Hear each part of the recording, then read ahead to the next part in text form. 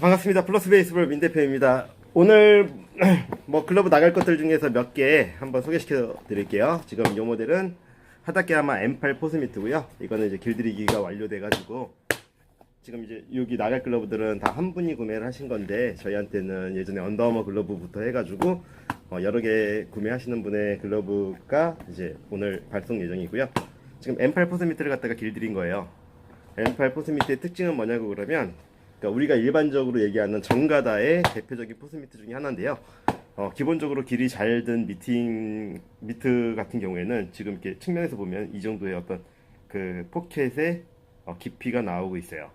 그리고 이렇게 봤을 때 원형의 볼집이 이쪽에 잡히게 되어 있죠. 그래서 자연스럽게 이쪽으로 폭을 하게 되면 이 글러브의 구조에 의해서 미트가 오므라지고 이런 형태가 유지가 되게끔 되어 있고요. 특히 이 엄지손가락이 안쪽으로 살짝 말려 있어서 이 엄지가 꺾이는 거에 좀 이렇게 방지가 굉장히 많이 되고요. 그리고 또 이제 이쪽 부분 쉘람 무브 패턴이 들어가 있는데, 쉘람 무브 패턴이 들어가 있어서 처음에 굉장히 이 손등 쪽이 그 글러브가 가죽이 그 와규라는 가죽 특성상, 그리고 또 와규를 압축해서 가죽이 굉장히 얇거든요. 그렇지만 이제 짱짱한 느낌의 가죽이 되는 거죠. 그리고 특히 이 손등 쪽 부분에는 이 세 겹으로 되어 있기 때문에 이쪽이 좀 불편할 수 있어요. 그런데 이 쉘람 무브 패턴을 이용해서 이쪽 부분을 잘 만져줬기 때문에 손등 부분이 굉장히 이제 편하네요. 그러니까 손등 부분의 관절상으로 접히는 라인 부분들이 이 안쪽으로는 잘 접히고 바깥쪽으로는 꺾이지 않는 구조로 받쳐지게 세 겹이 되어 있는데, 이제 이런 거를 패턴을 이해하고 손등 부분을 잘 만져놨기 때문에 이제 이런 느낌이 나오는 거죠. 그래서 볼집을 때렸을 때 각도가 이 정도 움직여지게 되는데, 이 정도 상태면은 캐치볼 한 1-20분 정도만 하시면 자연스럽게 글러브가 손에 잘 맞아지면서 저희가 이제 길들인 느낌이 한 70% 정도 되는 느낌이라고 하면, 나머지 30%는 캐치볼로 어떤 그 형태를 만들 수 있고요. 그 다음에 엄지끈이랑 새끼끈 조절하셔가지고 느낌 잘 쓰시면은 굉장히 좋은 미트가 될 거예요. 지금 가죽이, 이 글러브의 특징 자체가 가죽이 되게 탄탄한데, 이렇게 많이 만져주고 때려주고 하면 일시적으로 글러브가 굉장히 부드러워졌다가 다시 내버려 두면 탄탄해지는 느낌이 계속 왔다 갔다 반복을 하면서 길이 들기 때문에, 처음에 제가 글러브를 꼈을 때보다 지금 한 번 더 제가 만져놓은 상태거든요. 그러니까 그랬을 때 글러브가 굉장히 유연성이 좋아졌고, 유연성은 좋아졌지만 이 펠트의 두께와 어떤 강도가 굉장히 있는 편이기 때문에 탄탄한 느낌을 가지고 오래 쓰더라도 이 느낌에서 크게 벗어나지 않고 계속 이 느낌으로 쭉 갈 거예요. 그래서 잘 만져졌고, 이제 이거는 지금 오일링을 마친 상태이기 때문에 배송 예정이고요. 그 다음에 이제 이 글러브를 같이 구매하신 분이 구매하신 자낙스 트러스트 모델인데, 자낙스의 어떤 글러브의 특징이 뭐냐 그러면, 저희 기준으로 보면은 그 재구매가 굉장히 재구매율이 굉장히 높아요. 그 이유는 처음에 이제 글러브를 사용하면서 약간 뭐 괜찮을까라고 생각하셨던 분들이 쓰면 쓸수록 퀄리티에 만족하기 때문에 재구매를 하신다고 생각을 하고요.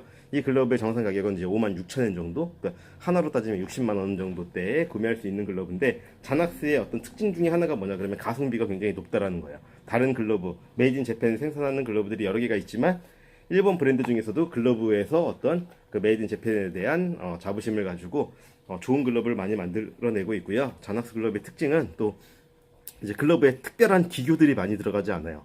대신에 굉장히 탄탄하게 기본에 충실해서 좋은 글러브. 처음에는 이 글러브가 특별하지 않네 라고 느끼실 수 있지만, 사용하면 할수록 잘 만들어진 글러브의 느낌이 확연히 드는 글러브고요.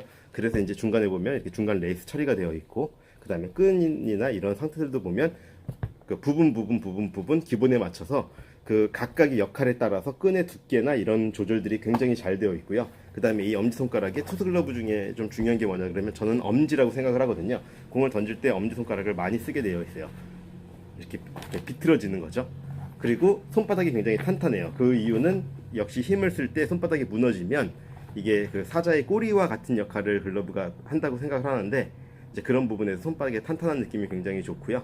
엄지손가락의 펠트의 두께도 다른 글러브들에 비해서 두툼하기 때문에, 글러브가 예를 들어 이렇게 엄지가 딱딱한 느낌보다 탄탄한 느낌으로 이 두께가 굉장히 두툼한 것보다 이 두께가 굉장히 좋아서 이 좀 그 투수용 글러브를 사용하시다 보면 비트는데도 굉장히 이렇게 그 강도가 있다고 해야 될까? 그런 느낌 때문에 중심이 잘 잡혀 있는 글러브라고 보실 수 있고요.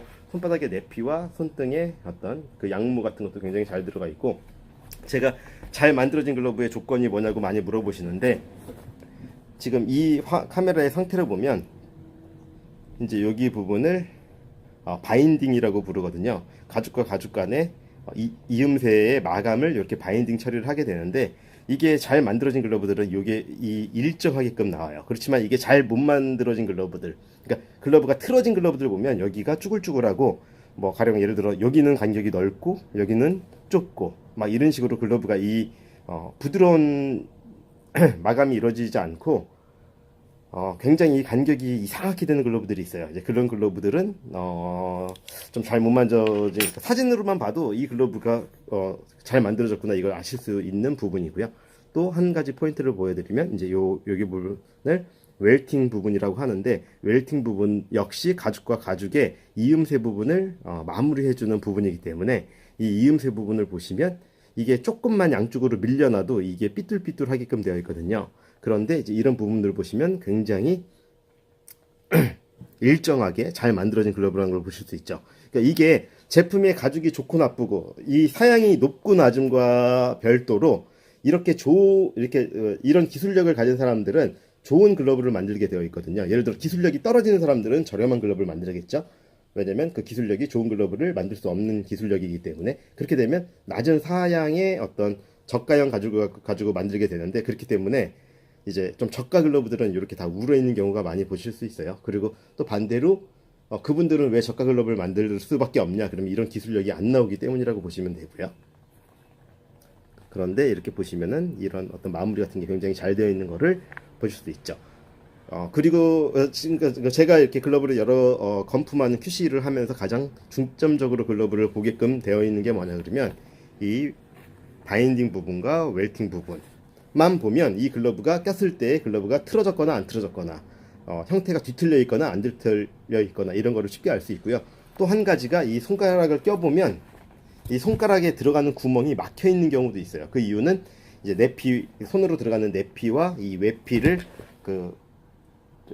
이제 아이론 과정을 통해서 이렇게 봉합을 하게 되는데, 그러니까 글러브의 겉으로 보이는 장갑과 속의 내부 장갑을 끼게 되는데, 이 부분이 잘 안 맞게 되면, 그러니까 이런 부분이 뒤틀려 있다고 보면 꼈을 때 데이는 부분이 굉장히 많은 거죠. 이게 그냥 핏하게 데인다는 느낌이 아니라 잘못 만들어져서 이쪽은 여유가 있고 이쪽은 쭈그러들어서 손가락이 안 들어가고 뭐 이런 느낌이 있는데, 이제 그런 부분이 이제 이런 대략적인 형태를 보면 대체적으로 나오는 부분인 거죠.